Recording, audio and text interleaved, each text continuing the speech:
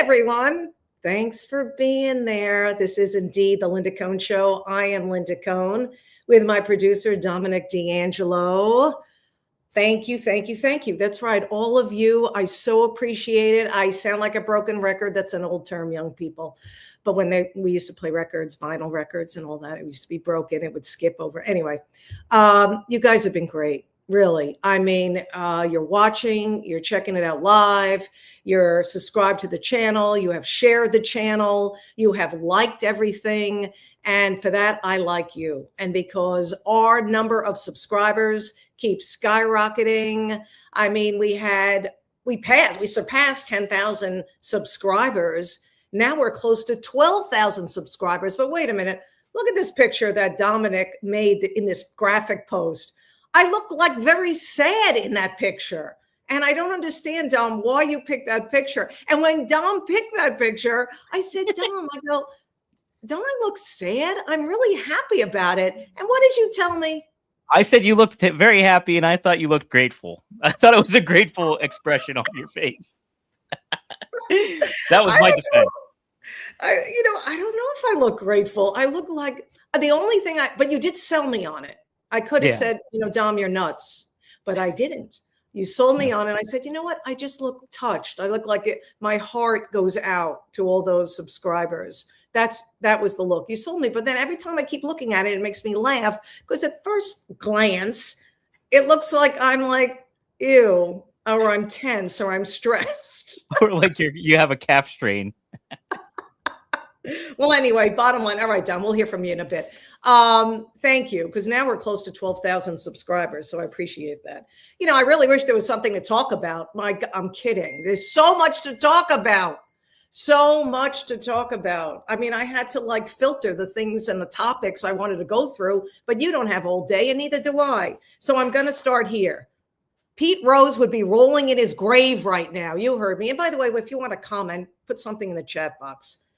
I mean, let me repeat that because I didn't think I'd ever mention Pete Rose in my show, but Pete Rose would be rolling in his grave right now. Unless you just landed on this planet, you already know this. You know that all major pro sports leagues strictly ban players, team employees from placing any bets on their own leagues. It's a violation of league rules. It threatens the fairness of sports. That's right. It threatens the fairness of sports. And that's not all. It can lead to permanent lifetime bans or criminal charges. You got that? Well, the WNBA, they don't have it. And I guess they didn't get the memo. And some of their players didn't get the memo that was a rule. Did you hear about this? Let me tell you about this story. You just got to shake your head, which I've been doing a lot when I'm talking about the WNBA, unfortunately. The WNBA this past weekend was All-Star Weekend. They posted a video of star players Paige Beckers of Dallas and Angel Reese of Atlanta.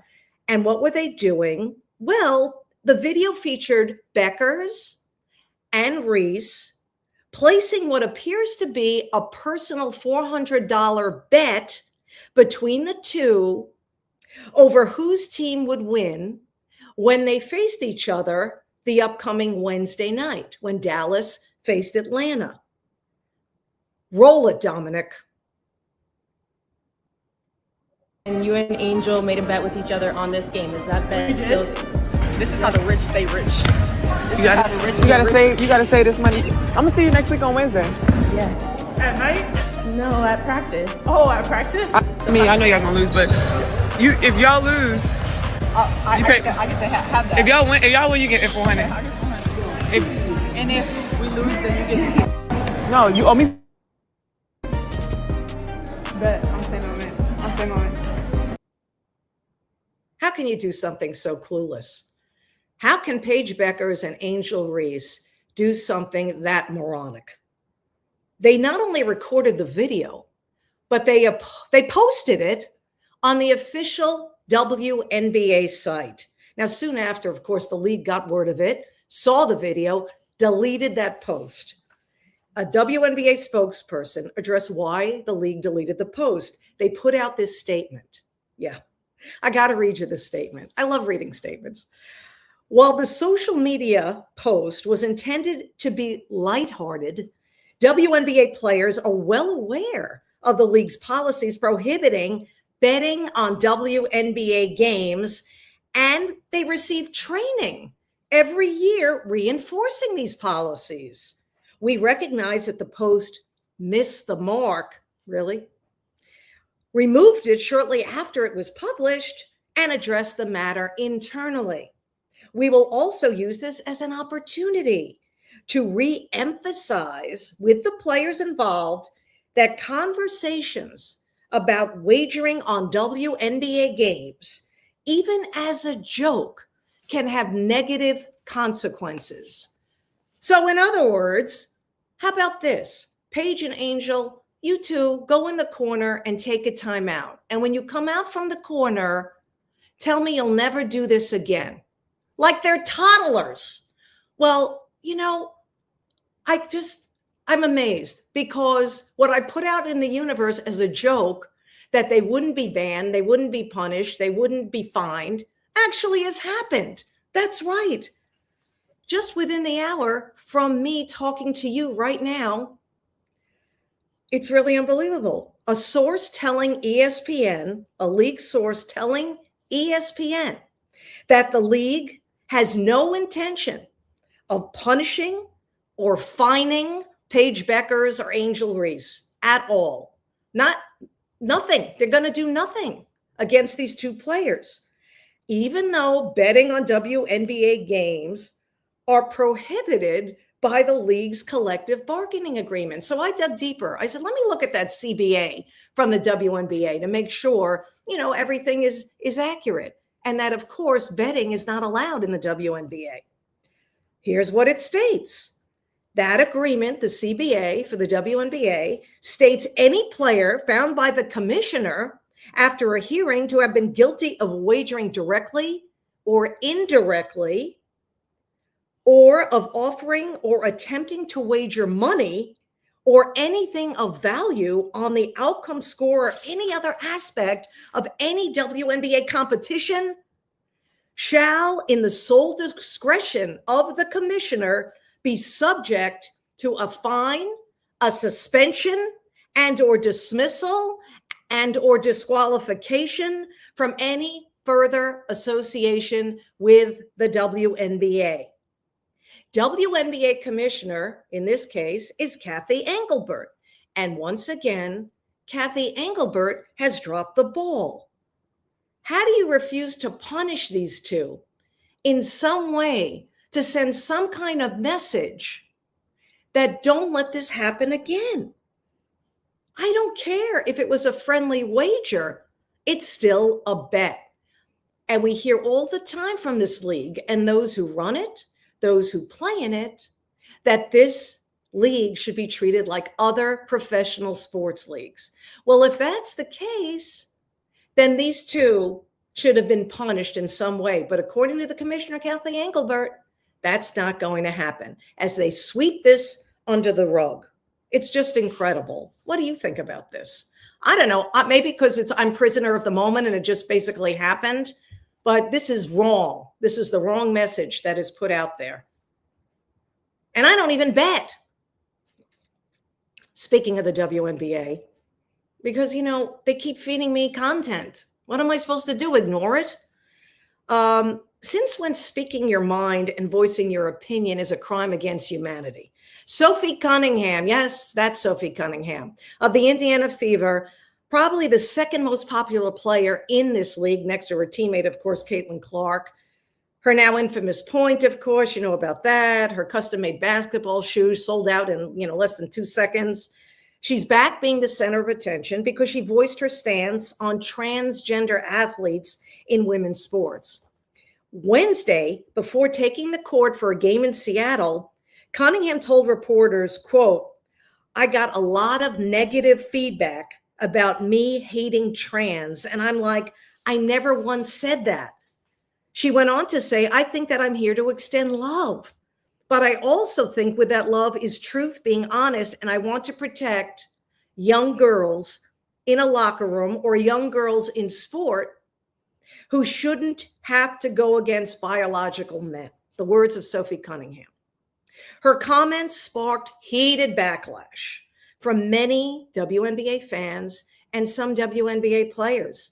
Seattle Storm player Stephanie Dolson, she wore a shirt that read, "Trans rights are human rights." And she's allowed to do that, by the way. That's what she stands for. When Cunningham was announced in player introductions in Seattle before the game, she was booed. But those boos were drowned out by the thousands of Indiana Fever fans who showed up in Seattle to watch Sophie Cunningham and support Sophie Cunningham and watch, of course, the great Caitlin Clark as well. What was really disturbing is what happened after that. Two teenage girls who attended the game were holding signs courtside, supporting Sophie Cunningham and her stance. The two teenage girls were confronted by Seattle Storm minority owner Celeste Keaton. Roll it, Dominic. Well, we were just sitting there with our signs that said, like, we love Sophie, like, thank you, Sophie, for speaking up. And so we were holding them, just watching the game. Again, like, we were being super great. We hadn't said anything to anyone else. We were being super respectful. We were just holding our signs and cheering for both teams. And this lady, older lady, comes up to us. And she comes up to us, and at first I think she's going to be nice. And then she asks, like, what are you guys doing? Or something like that. And then it was like, Jesus loves everyone. That's what she told us. And I was like, oh, I know. Like, I'm religious. Like, I know. Like, I know. Nice. Yeah. And she's like, oh, I hope Jesus can forgive you for what sin you've done. And like something like that. And then she told us that we were effing insane. And that we she's like, and she went like this. Insane. Yeah. She's like, you better stop this. And stop pulling this. Yeah. Yeah, that older lady that the two girls refer to is the co-owner, Celeste Keaton. Now, for those who are speculating that these two young girls were planted courtside, holding hands and getting paid for what they were doing, let me clue you in. Sadly, both sides of this fence do things like that. I'm going to believe that wasn't the case, but you could believe whatever you want to believe. But remember, we see this on both sides of these type of topics. So all of this led to the Seattle Storm releasing a statement of apology. You know how I love reading statements. This was by the Storm's majority owner, Ginny Gilder. And she said, everyone who attends a Storm game deserves to feel welcome, and we remain committed to creating an inclusive environment where every fan is treated with respect. Following that, the Seattle Storm announced that their co-owner, Celeste Keaton, who verbally abused those two teenage girls, is going to be banned 5 home games for her actions in that situation. 5 home games banned. Now, the Keaton abuse toward the teenage girls there to support Sophie Cunningham, the abuse didn't stop there.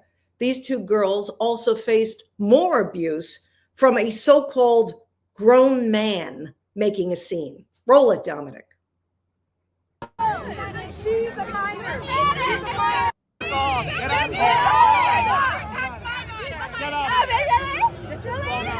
Security! Garbage! Take the shots out! Take the shots out! Calling these two girls trash. Again, I don't care what side of the fence you're on, but that you're supposed to be the adult in the room. The adults are supposed to be the adults in the room. It's crazy. Now, I'm sure, and I know this also, the majority of Seattle Storm fans are not lunatics. They're wonderful sports fans. I spent many a time in Seattle. I lived in Seattle. It was back in the day, 89 to 92. My daughter was born in Seattle. I worked for the Kraken for a year. Those sports fans were fabulous. They're good people for the most part, but you always have a few morons in the crowd. And it's ridiculous, because here's my question to you. Have we reached the point where sports fans can't peacefully express an opinion? Can they express an opinion without being shouted down? That's all I ask. I mean, you can agree with Sophie Cunningham, you can disagree with her, but when teenage girls holding signs expressing their views at a basketball game leads to confrontation, what are we doing? What's going on? what's happening? I mean, sports usually and supposed to and always have brought us together, not separate us. When did sports become, I don't know what it is, a shit show? Yes, we have seen that. Now, okay, we've seen it more in certain leagues than others. You can fill in the blanks why.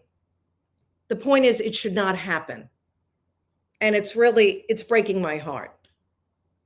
All right, speaking of voicing your opinion, have you ever been disrespected? Have you ever been undervalued?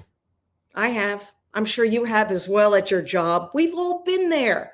But if you're an NFL quarterback that feels that way, it's headline news, as it should be. Baker Mayfield feels that way, disrespected and undervalued.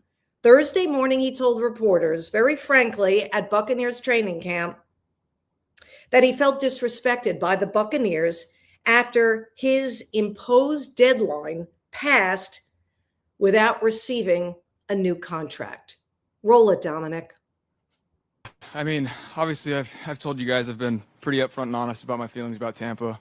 It being home for now our family. We're raising kids here. We love it here. I wanted the deal done and set the deadline and told them it was going to be all ball after that. And I did mean that. And I don't know if they thought I was just going to take some of the offers that they gave, but I'm at the point of my career and understanding what I've brought to this franchise. One, I'm very, very thankful for the chance they gave me. Do not get me wrong on that. But I've also I really know what I've brought to this franchise, leadership-wise, and even play-wise. It's been some of the best years of my career, and I think it's only going to trend upwards, just being comfortable and feeling that. So disappointing in that regard to not have, to feel disrespected a little bit. Yeah, disrespected a little bit. I just love how honest he was to those reporters. I'm a big Baker Mayfield fan. Let me just put it out there right there.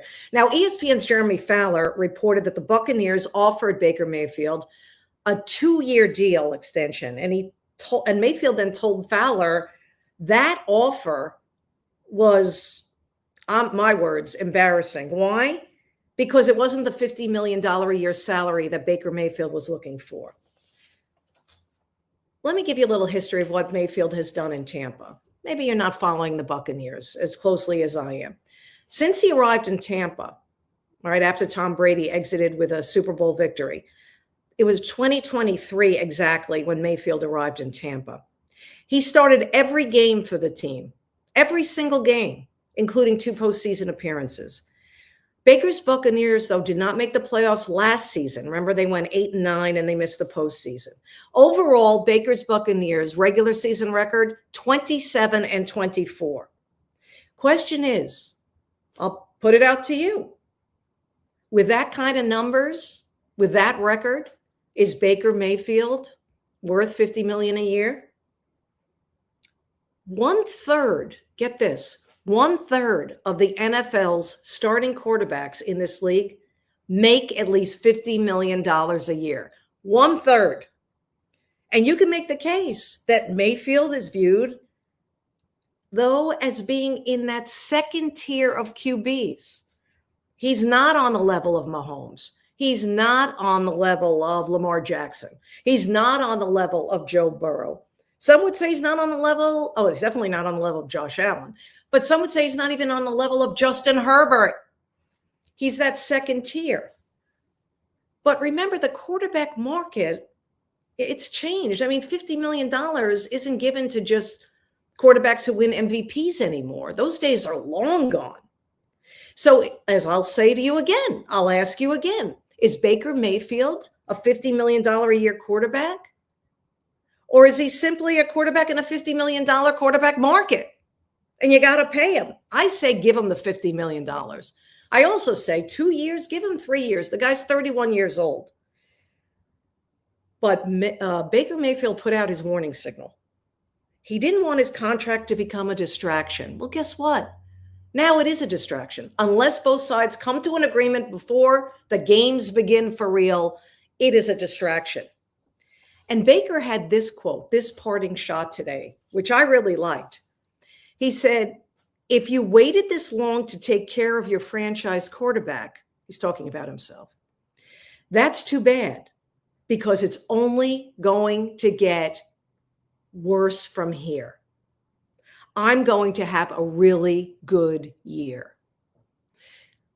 Is that the method to the madness that the Buccaneers are hoping plays out? That they've pissed off Baker Mayfield so much that he's going to go out there and put up numbers that he's never that he's never accumulated or produced before? Is that the method to the Buccaneers madness? Is that their plan? Let me tell you, if that's their plan, you are rolling the dice, man.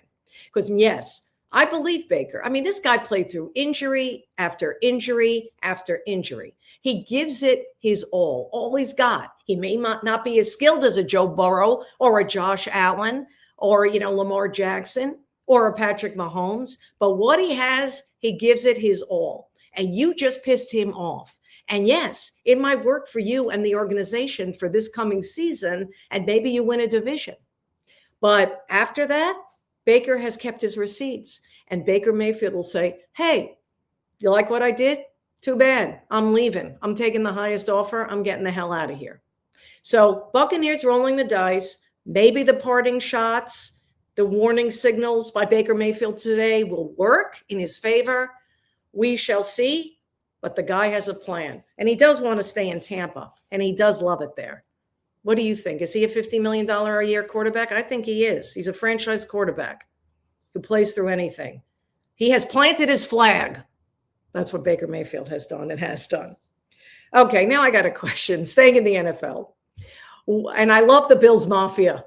But when did the Bills Mafia turn into the fashion police? What am I talking about? Well, earlier this week, the Buffalo Bills made a big announcement. They have these new alternate jerseys.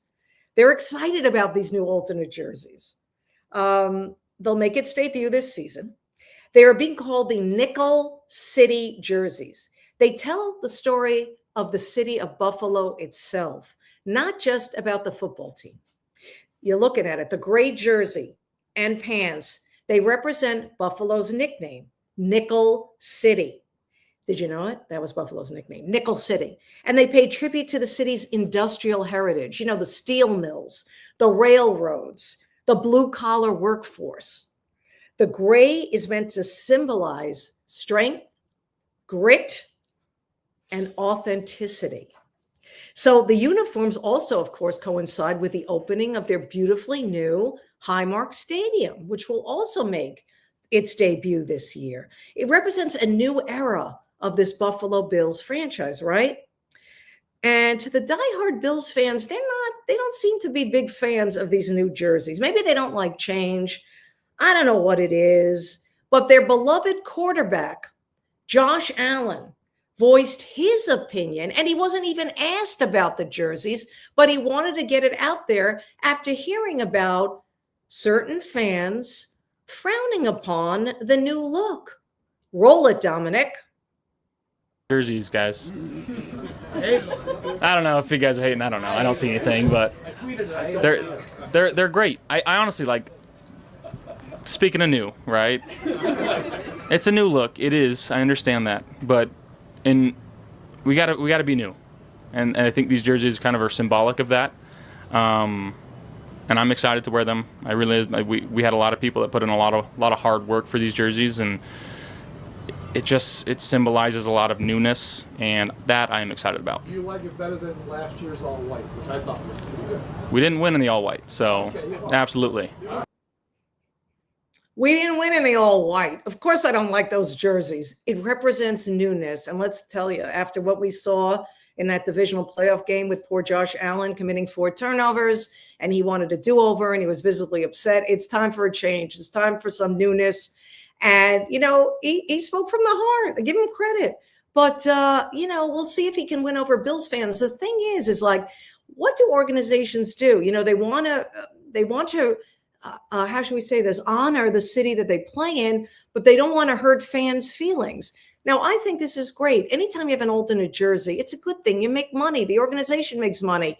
I mean, some Bills fans don't like the jersey, but you know what? More fans for the Bills, guess what? They're buying that jersey with Josh Allen's number 17 on it for sure. I got to bring in Dominic on this. Dom, of course, who knows what Dominic's going to say? He's a Jet fan. and he's going to be That's talking right. about the Bills. But when do guys, why are guys so sensitive about, fashion all of a sudden when it comes to their favorite sports teams? Look, I don't get it either. Back in the day, like 2003 and stuff like that, when I was like just starting college, like those Bills uniforms were kind of cool. Like they were different looking, the Drew Bledsoe era, I'm thinking, and all that stuff. And now, like, I actually really don't mind the jerseys. I really don't. I don't think they're that bad. Like, I kind of like the big, thick logo thing. And to the Nickel City aspect, it does. It speaks to the city.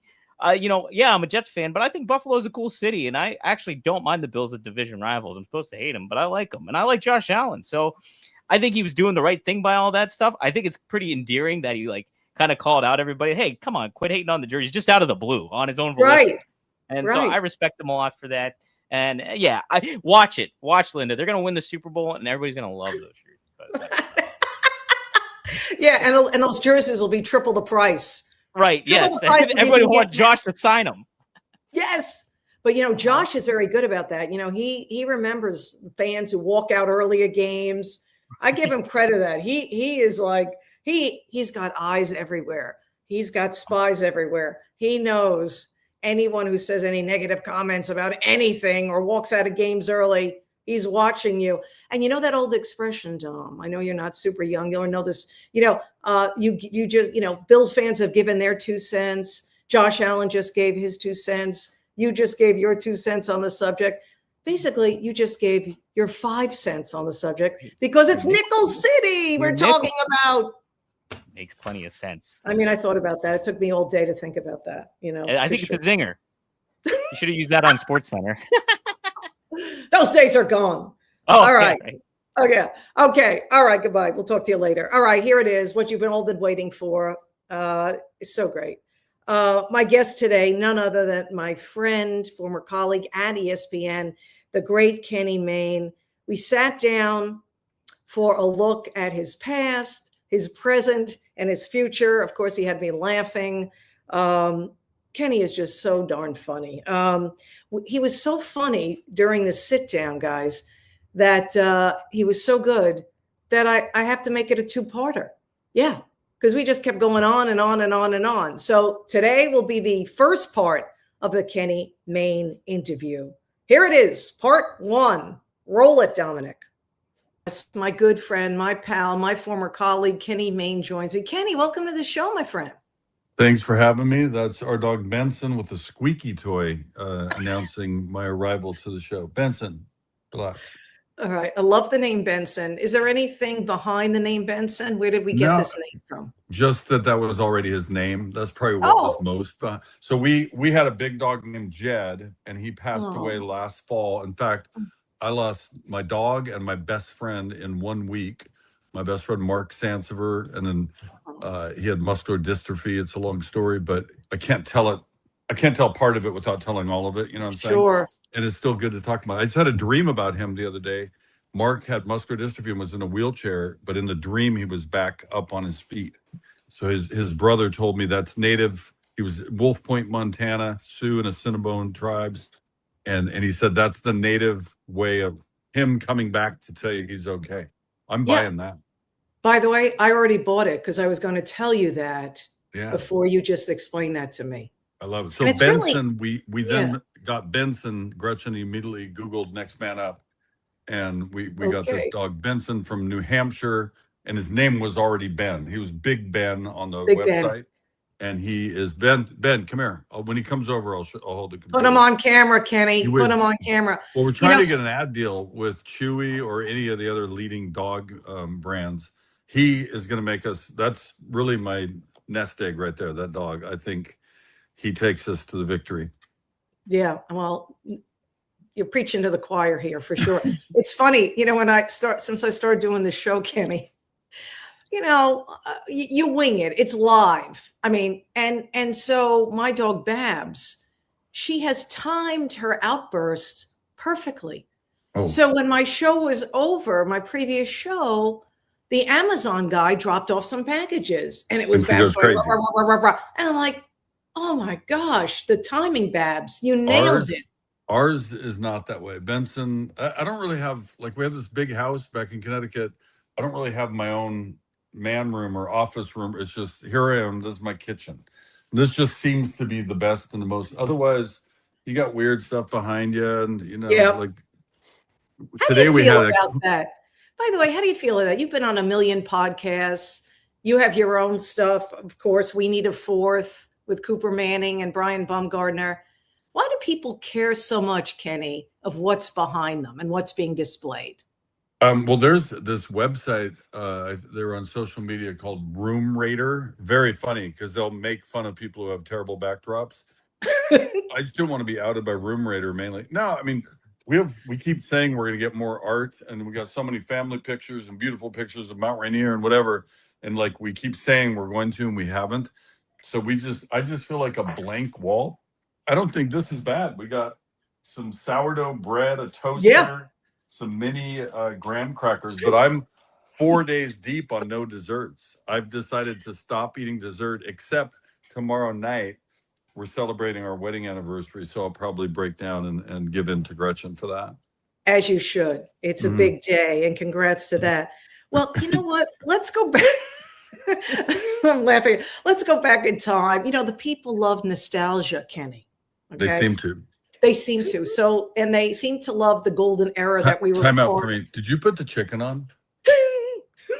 Well, the stove, it could just blow up. It could get so hot. It's like the sun.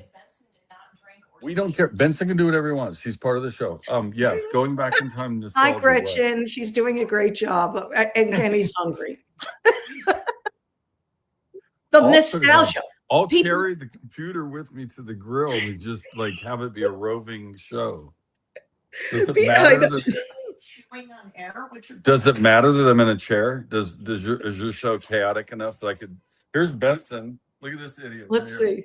Look at the baby. Look at the baby. What? Benson is like a pillow, Kenny. He's 10 months old and he weighs $135. He looks like the dog on the Muppets. Yeah. A little bit. Wait a minute. 10 months old, already 135. Yeah, he could go. Is he getting bigger? Or he's like the fridge, William Perry of dogs. We don't know what he's going to do. Oh man. All right, let's go. Can we go? We're going to dance around here because dinner's almost ready for you. All right. Back in time. Yes. Of course, I'm sure you remember all our shows we did together. Of course, we did many. We did many, and it was great. And it's well established how much I laugh and how I think you're the funniest man in every room. And I really mean that. And you know that because I displayed that because I couldn't stop cackling. So where did this offbeat, dry sense of humor come from with you? And when did you know you were funny? I think I've said or answered that question many times, kind of the same way. The same thing that I ended up doing for a career is what got me sent out in the hall in 5th grade. And I spent most of 5th grade in the hall. Like Mr. Bell was not putting up with my bullshit. And Mark, my good friend I mentioned already, we were both in the class. I seemed to get in trouble more than he. I think it was always, what's the silliest, most absurd thing I can say as fast as possible to kind of, win the moment, right? Like to get the laugh. Right. And I probably was doing that. But, my dad was funny. My uncle was funny. My sister's boyfriends, that were in my life. I grew up on Johnny Carson, Bob Newhart, that was kind of quintessence of, dryness, just what's a simple line? It's not like a joke.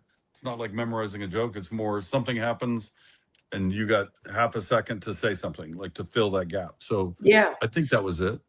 The Bugs Bunny hour was a big influence. Listen. Hey, we're the same age. I'm right there with you. Yeah. I know everything you're talking about. Of course, the younger viewers have no clue, as we know. But you know what's interesting? This is one of the things I did not know about you, this revelation that this funny stuff, you saw yourself as a serious newsman coming out of college. I played football. I was at UNLV after Wenatchee Junior College over there at the east side of the state. Yeah. And all my studies were to get into real journalism. I don't consider sports journal. I mean, there is journalism in sports. Pablo Torre is doing a great job, by the way, like that kind of stuff. But in general, sports casting on local news in particular, and then even at ESPN, you're really just talking about what happened that day. It's, is that journalism? I guess in a sense, but you're more describing with highlights and kind of making it entertaining, right? A little different. Although we did, as you know, we had to do real journalism all the time. There'd be a death, there'd be an investigation, there'd be a crime or an alleged crime. So, but my background was political science, history, English, speech, journalism, and broadcasting degree is what it was technically. But that's what I wanted to do. I'd say if it had gone the way I wanted it to go, I would have been like working for PBS Frontline right now instead of at Channel 11. They were like, we only had Monday through Friday at my station in Seattle, and they decided to add weekends. Our motto was, if there's news on the weekends, that's news to us. That was our motto. But they added weekends, and Jack Eddy, remember Jack Eddy? He was the news director, legend in Seattle TV. And he's like, pretty much like, you played football, you're doing sports. So it wasn't like I wouldn't say forced me. It was the opportunity was given, but I was like, I guess. And then quickly I realized how much more fun it was going to Seahawk games or city council meetings on sludge waste or something, So I just kind of, that became my thing. It was like almost overnight, like, all right, I think I'll try this instead. And do you remember the Super Bowl 1989? Yes. The Niners beat the Bengals, Joe Montana to John Taylor.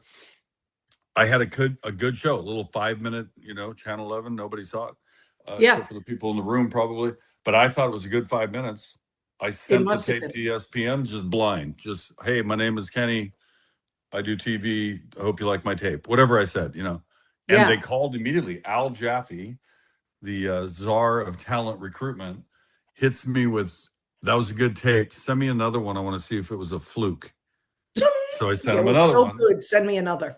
Yeah. And they brought me back for an interview, but I didn't get hired. You got hired maybe a year later or half a year, somewhere in that same 89. time. Yeah. I got hired in 92. July of 92. Okay. So it would have been a couple years. So now that's what's interesting, because I want to go back to people may not know this. Our lives, our careers overlapped in Seattle. Yeah. Because I worked at KIRO. You worked at KSTW, Channel 11, the aforementioned. We'd be hanging out together with everybody else, Jesse and all these people in Seattle local media outside, waiting for Gary Wright, the PR dude, to come out. Dreamweaver, Gary Wright. The Seahawks. That's when the Sonics were still there. We had great times. It was so amazing. But another thing I didn't know about you, which you need to tell the viewers and listeners about this, that you were in a career limbo situation.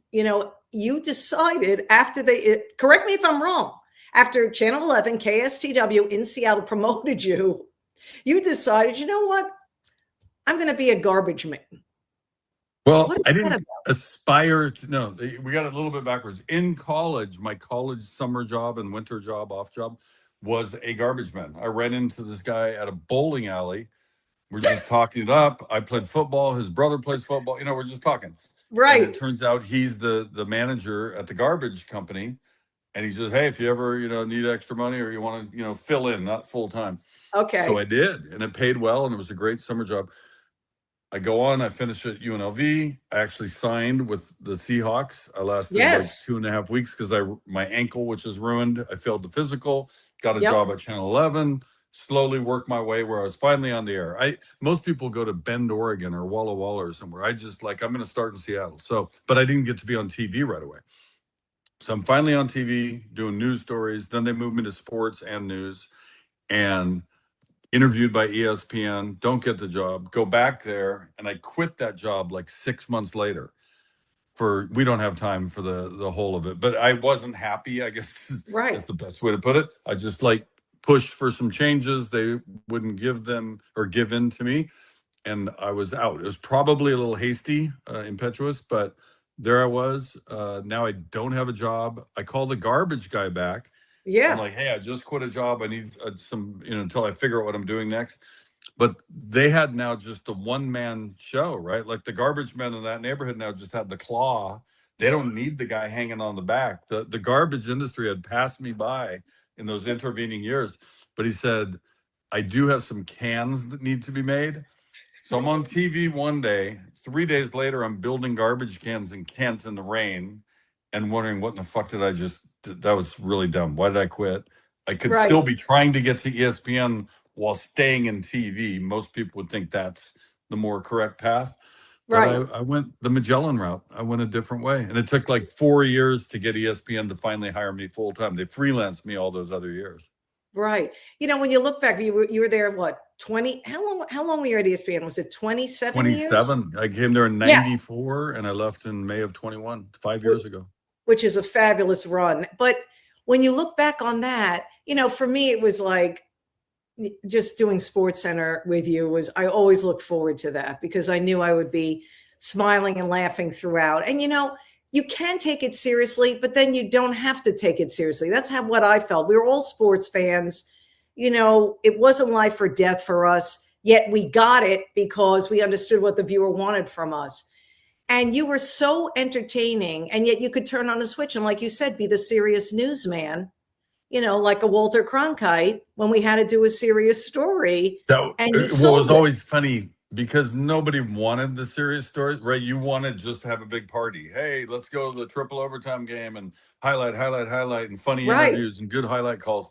But you got interrupted with real life, you know, but that was our job. If it was important enough to put in the show, you had to kind of like settle down and like, all right, now I'm going to read a serious story, which was sometimes hard to do when 1 minute before we're like clowning about top 10 plays or whatever, you know what I mean? Like, so typically the producers were smart enough to, you know, you put it somewhere where it's protected, so to speak. Yeah.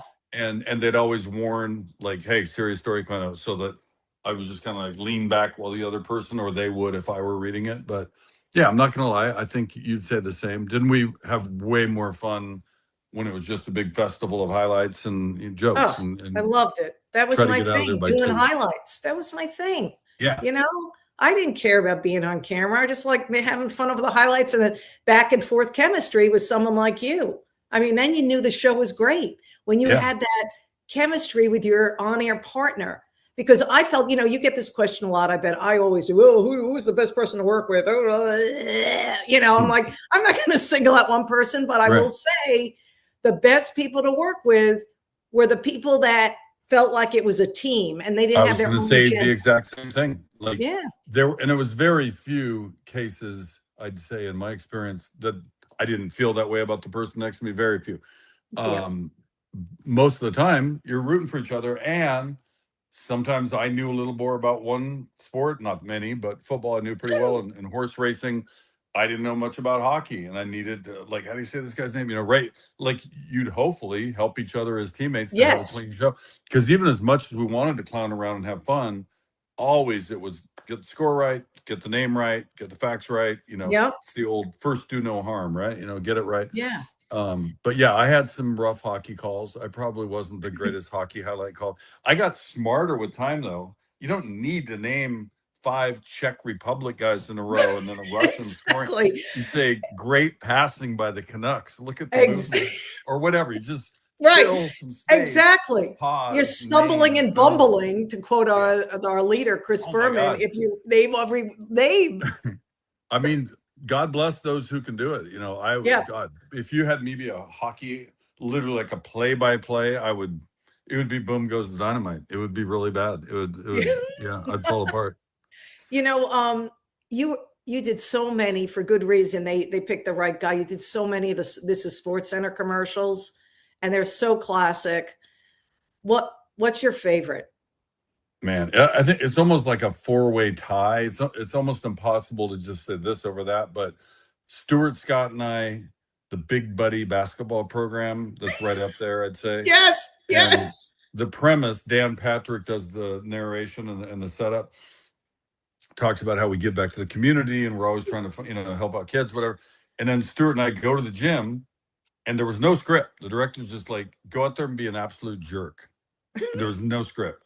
And we did. Stuart checked the kid, a little 4 foot tall, he blocks him.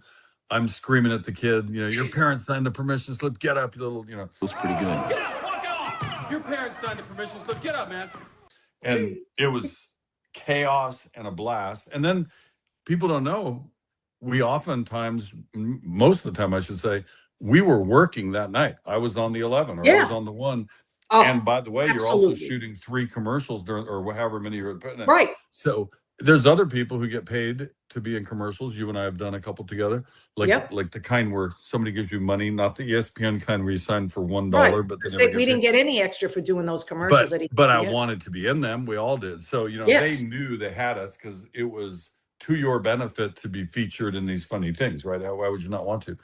But, you know, my point was, you come in, you do your meeting and you're typing, and then from 6 to 8:30, you're shooting these commercials. You're on the air in like 2 hours and you haven't even looked at scripts, you know, like, so some of that was kind of chaotic.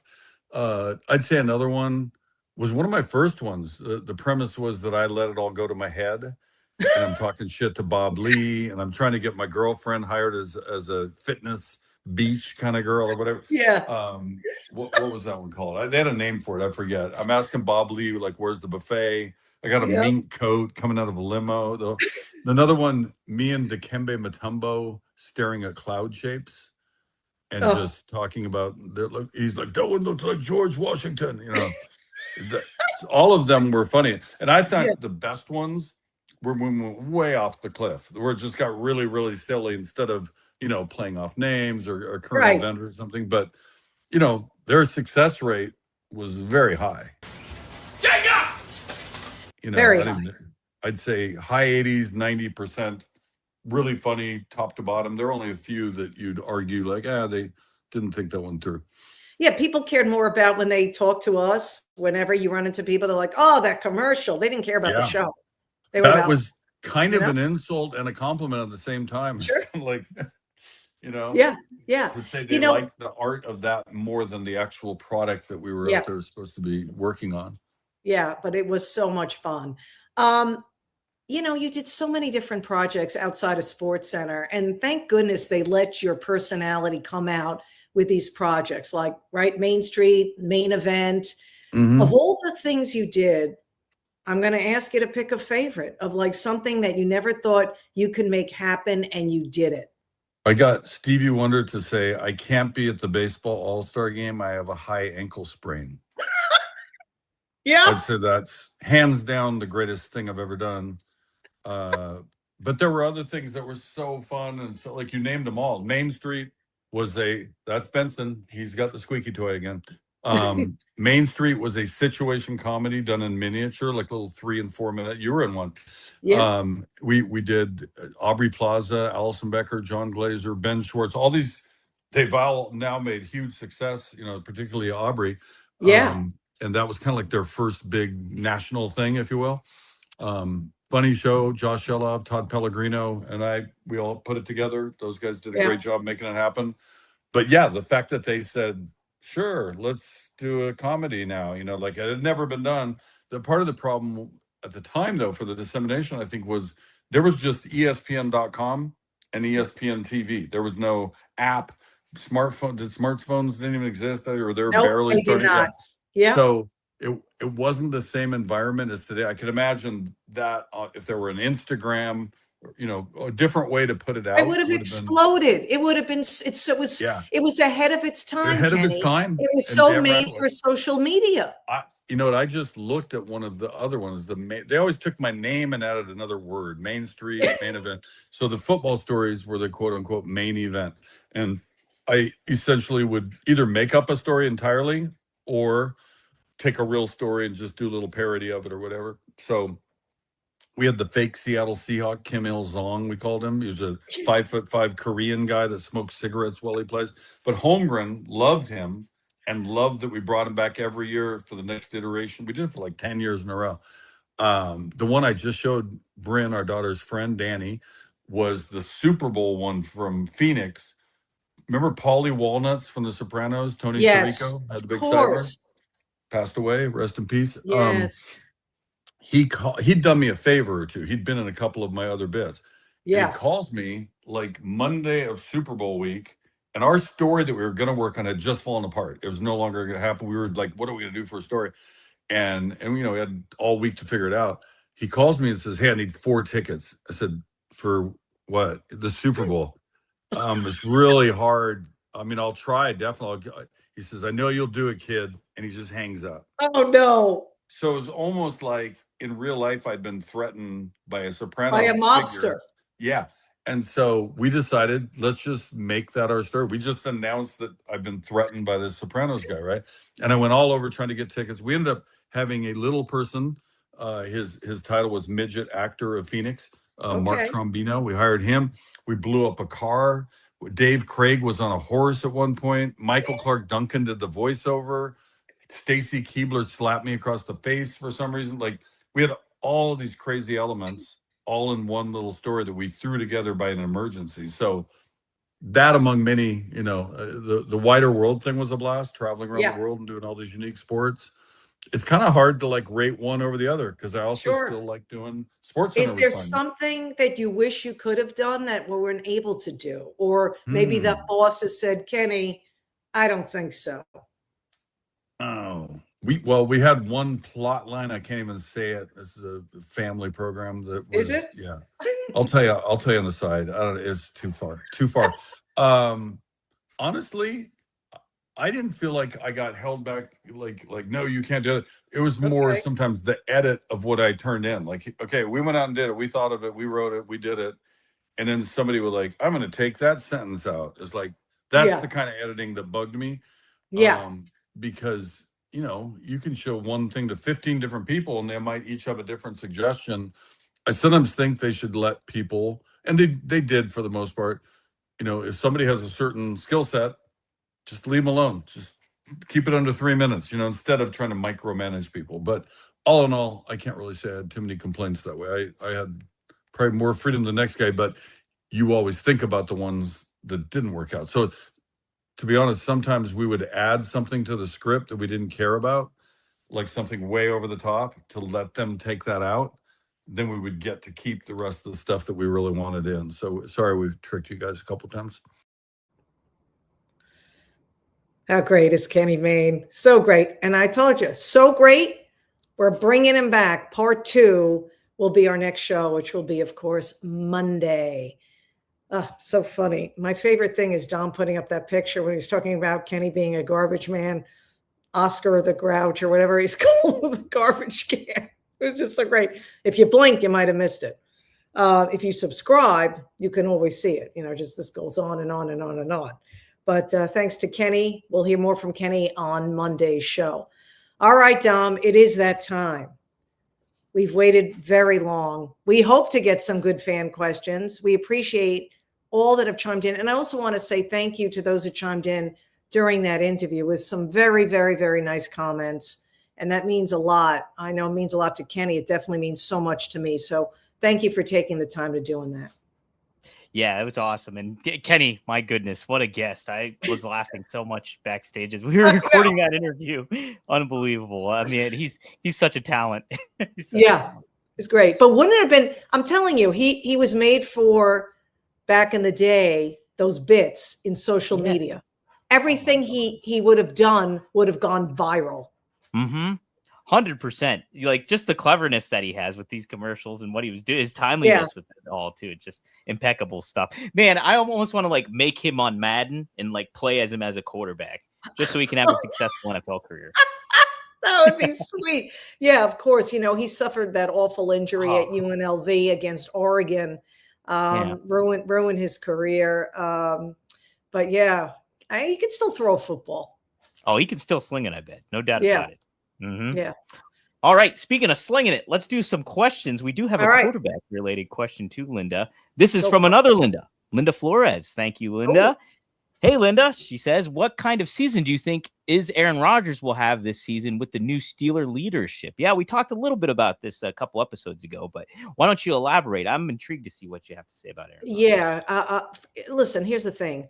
I hope he regains some of that magic he had with Mike McCarthy, now his head coach with the Steelers. Of course, he was his head coach in the glory years with the Green Bay Packers. It would be nice for Aaron Rodgers to go out on a high note. I'm not saying that, the Steelers are going to win any Super Bowl. Sorry, Tom, but you don't care. You just live in Pittsburgh. You don't root for them. But the point is, I'd like to see Aaron Rodgers play really well, better than he did last year with the Steelers. And I think he will.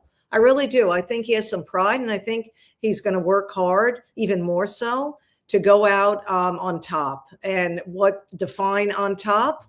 Well, something better than he did before. And the guy's not young anymore.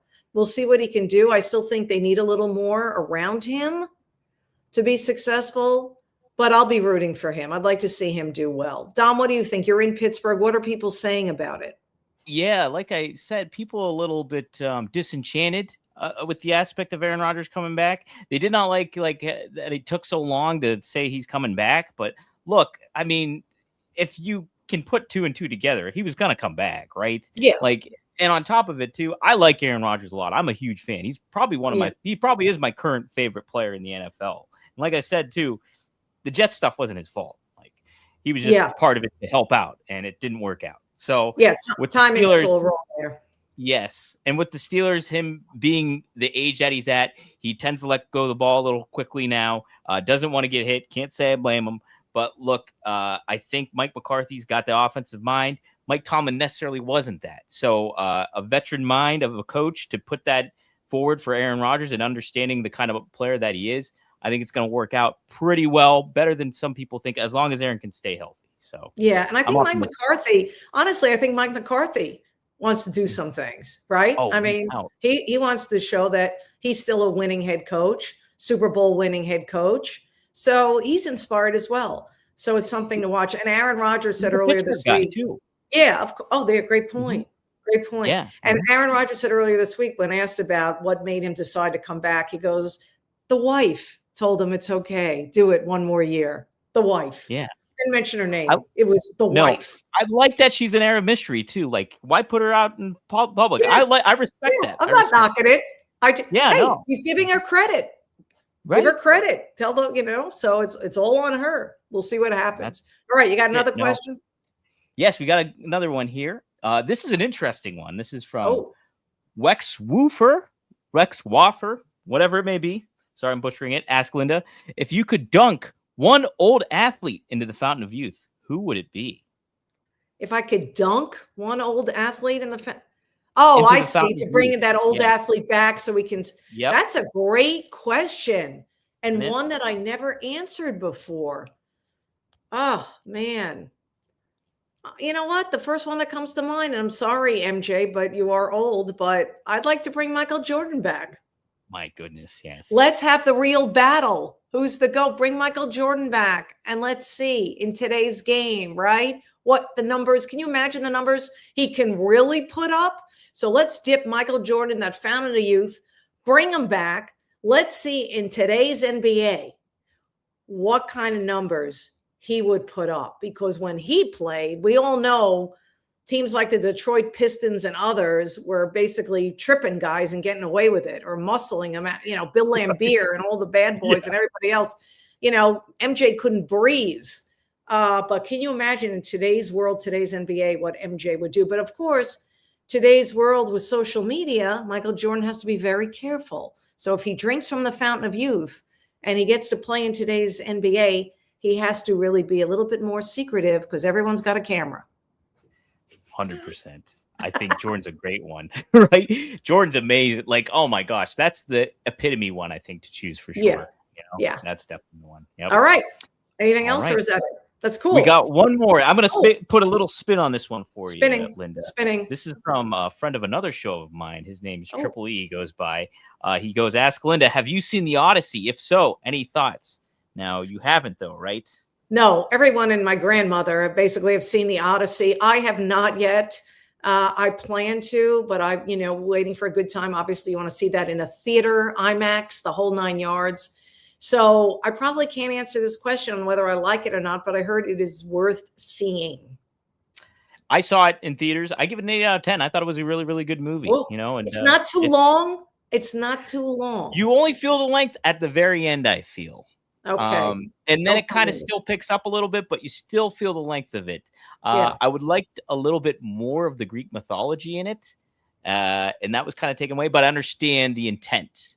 Is it kind of like one of my favorite dramas of all time? Is it kind of like Game of Thrones-ish? It's got that vibe. It definitely has that vibe. Yes. So, all right. I'll probably love it. I recommend it. I do recommend it. And if you do see it, go see it in theaters for sure.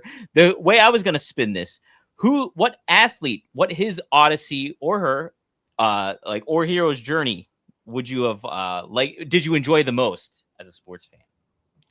Oh gosh, a journey. Wow. Um, yeah, I don't, you know what?